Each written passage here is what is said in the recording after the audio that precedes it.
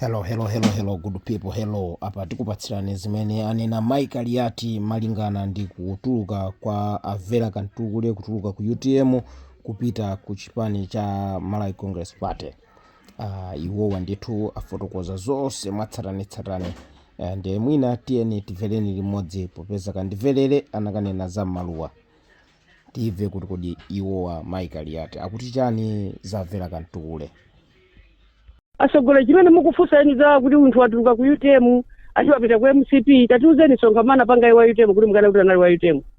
Tatiuzeni statement imene anapereka iye kuti anali wa UTM. Tatiuzeni kuti anali ndi mpando wanji ku UTM ko. Tatifunsireni mukufunsa ku social governor komanso ku 49 kandi kuli ngwamaima independent. Ndi mukafunsa ku social governor umene kuti odi mutiruse salu zake zimene anaonesa kuti wima independent pali ya UTM.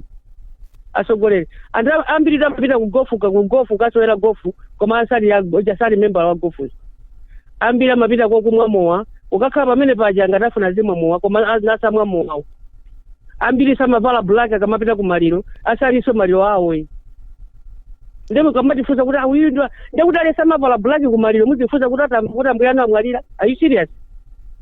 Mukapeza wina atavala black ku maliro mupita muzikafunsa kuti otamva kuti ambuyana amwalira kapena chemwaliyana amwalira kapena mana amwalira chauti avala black. Mwachidule apa mukungofotokoza kuti Vera Kantugule sanali member wa chipani cha UTM.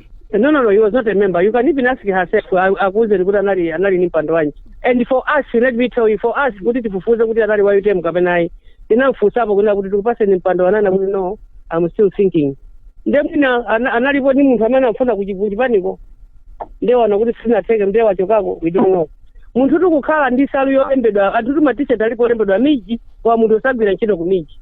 Ndikuzeni inu simunava munthu atalemba ujeni kuvala t-shirt yokuti bata bulesi koma nasa siwera mpira wa bata. Anthu amangogawa ti ma-t-shirt anthu amangogulaso kufuna favor kaya.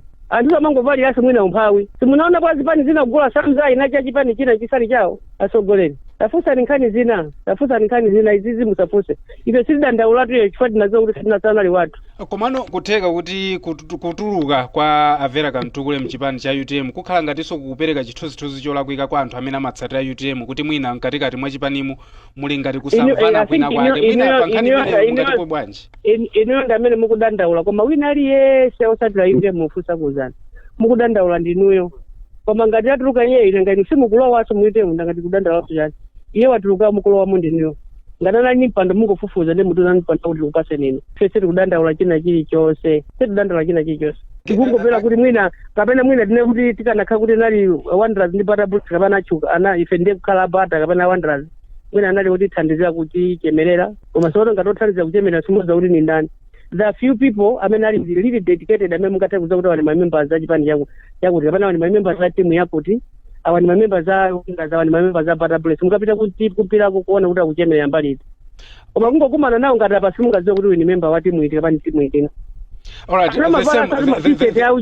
amavala ma-t-shirt so anokima ati koma sagwira ntchito kunokima koma nkasamangogawa anthu mungopha nsonkhani wa nokima basi anthu ku ma-t-shirt kuvala kumaona ngati akugwira ntchito kunokima sali kongo. Michael Usi amene ndi wachiwiri kwa mtsogoleri wa dziko lino amene tsopano ndi mtsogoleri wa chipani cha UTM munayamba mwakambiranapo nawo nkhani zimenezi kuti mukuchita chiganizo chimenechi akuti chani? Amene ndi state vice president komanso nda president ya UTM ndipo ndinakambirana nawo kwawo zoti bwana ine ndapanga chisankho chachonchi ndipo ndikhoza kusimikizana kuti anandipasa madalitso awo kuti ndikupanga release upite. Mwina UTM kuli a secretary general kumene kwa Patricia Kaliati ndi mayi nzanu mwakhalirapo limodzi nduna ya boma mwakhala mukuchitira zinthu limodzi amene onso mwayankhulanapo nawo? Ayi amene osindinankhulane nawo. Mwina kumene kuli vuto kapena? Sininganene kuti kuli vuto ndibe nawo vuto lina lilonse. A secretary general onemekezeka mayi Patricia Kaliati ni munthu amene mamulemekeza kwambiri koma ndikhoza kunena kuti sindinankhulane nawo pa nkhani iyi koma Dr. Usi ndinankhulana